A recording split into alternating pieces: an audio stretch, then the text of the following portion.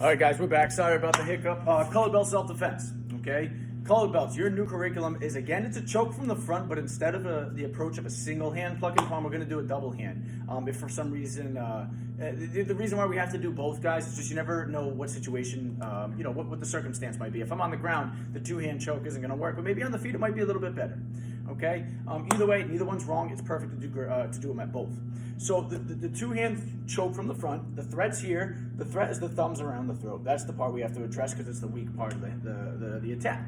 Okay, what I'm going to do is just like with your old pluck and palm, with the single hand, I'm going to do a double hand pluck. Just this time, when I do it, I'm going to lean back. I want you to get your head kind of out of the game.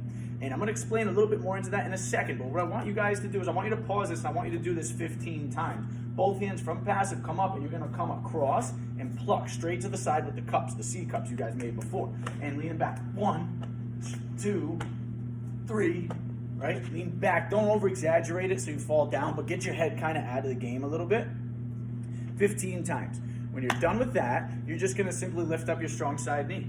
Okay? So as I come across and pluck, I'm going to bring a knee straight into the groin. It can be either a knee or a groin strike. I like a knee a little bit better. Neither one's wrong. Both of them are going to do a lot of damage to your opponent. So it's going to be 1, 2, 3, 15 of those. After that, I mean, that's the main part of the self-defense. After that, we're going to simulate your shadow boxing, your clinch.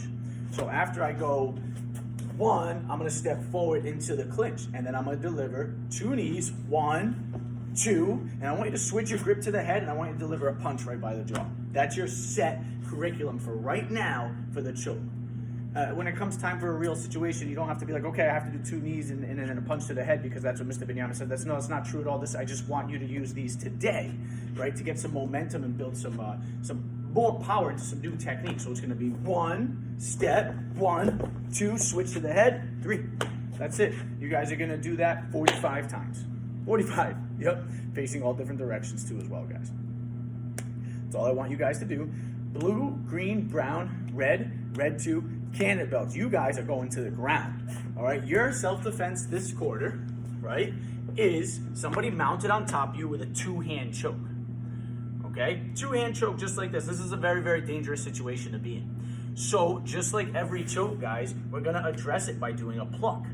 Okay? We're going to pluck the hand off because that's why Krav's awesome. It's easy to teach, easy to learn, extremely effective. We use the pluck for so many different things, right? We're going to use it when we come time for knife attacks, right? Way more advanced stuff too.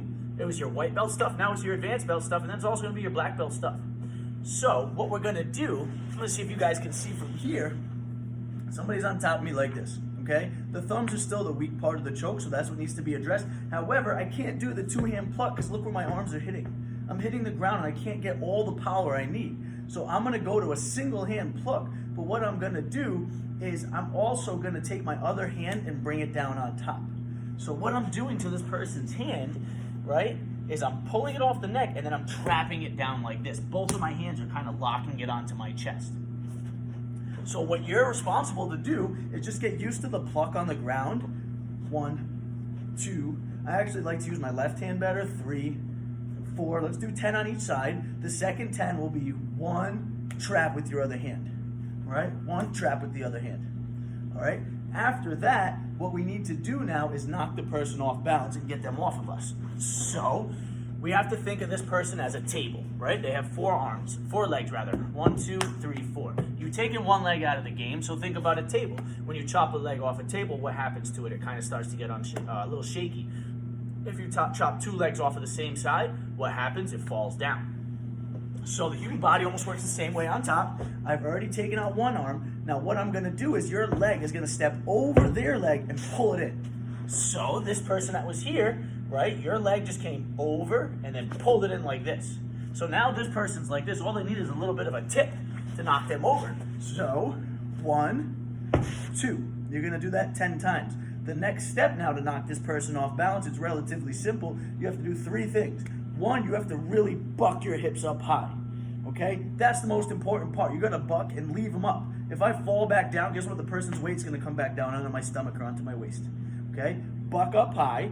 Now what I'm going to do from here is I'm going to shoot my left hand to the ceiling, just like this. Sorry. There I am. I'm gonna buck my left hand, right, or the shoulder that's away from the way I'm going is gonna shoot to the ceiling. Then all I'm gonna do from here is roll over my shoulder. So the only thing on the ground are my feet, my shoulder, and my head. Once I get to here, I'm gonna come into my knees and I'm gonna push back, just like this. Now, the person, the opponent, the attacker, would be laying right here in front of me. And this is where I finish him off with some combatives. We'll get to that in a second. Again, watch the steps of the technique. Let's see if we can do it from this way. I pluck and trap the leg, buck the hips, shoot the hand up, big step, on my knees and push back. All right? Go through that slowly, good 15 to 20 times, okay? It is week 1 of the new material, so just like we would be doing in week 1, we'd be doing it dry. There's no difference, alrighty? And because of social distancing reasons, I'm not doing this on anybody else either. You know, it's still good training to practice and get used to these techniques without somebody on top of you kind of adding to the stress. It's good to do it slow. One main teaching point of this self-defense there, guys, your hips need to go as high as you can. That means your heels need to be in as close as they can. One of the biggest, mistakes we make sometimes is the heels are usually out here, and this is as high as I can go. In close, I can go up way higher. Then that person's weight's gonna be going over my shoulder. Okay, the last part. So after I trap, after I roll, your combatives there, guys, it's gonna be simple. Again, just like standing, you're gonna have kind of a free-for-all, but for now, when you land, what I want you to do is, it's pretty simple, I want you to punch the groin. 1, 2, and then you're gonna jump up to your feet, and you're gonna circle to the head. Okay, once again, 2 strikes in the groin, 1, 2, pin the hands, jump up, circle to the head. That's the advanced belts curriculum. Moving on to black belts. Black belts, you guys have knife threats. You guys have knife attacks. But before we get used to, before we need to learn how to defend a knife, we have to learn how to attack with one. So I need you, I'm sure you guys don't, I mean, some of you guys probably do have training knives. If you don't, get a capped off marker or something that resembles this. Okay, a nice straight line that's like maybe 7 to 8 inches long. We need to get used to attacking. So, you guys use a pillow. You guys use a pillow, I have a pork chop. Your first strike, I want you guys to do, there's 3 of them. Okay, this is actually a really big eye-opener for me when I started doing them. The first strike I want you guys to do is called the X. Okay, it's coming down from shoulder to chest, up, no, I'm sorry, down this way, back up this way, and I'm coming up the other way, down the other way. So you're making an X, but you're going up, down on both sides. So it's gonna be down, up, down, down, up, down, down, up, down. And you're gonna do it on your target. Down, up, down. Now, here's where the eye opener comes in. I want you guys to see how many you can do in 30 seconds. Okay, this is why knives are so dangerous, right? You're gonna do 30 seconds, you'll be like, wow, I just sliced that thing about a total of 75 times in 30 seconds. That's all it took. It's a huge eye opener, and knives are extremely dangerous because a lot can be done, and unlike a gun, a knife won't misfire. You know, if this thing just goes the wrong way when dealing with it, you're gonna get cut. Right? So learn a little bit more about the weapon we're using. So I want you to do the X. Another one I want you to do, this one's gonna be fun. I want you to get a seat cushion, like a bigger, not just a pillow for this one. I want you to get like the big couch cushion, right? And what you're gonna do is what we call climbing the body. So I'm going to grab the far corner of it. So the box would be right here in front of you. I'm gonna grab the far corner of it, and all I'm gonna do is I'm gonna climb the body from belly all the way up to chest. And it's gonna take 3 strikes to get up there. It's gonna be 1, 2, 3. 1, 2, 3. Right? So wait right there. I have this to show you. What I'm gonna do is stomach, chest, upper chest. 1, 2, 3, 1, 2, 3, 1, 2, 3. Again, 30 seconds. Watch how many times you'll poke it. Okay? It's a lot more than you want. The very last one, the last strike we're gonna use, it's just kind of a back and forth strike. Alrighty? I want the knife upside down this time. Okay? And it's just gonna be a slicing back and forth motion.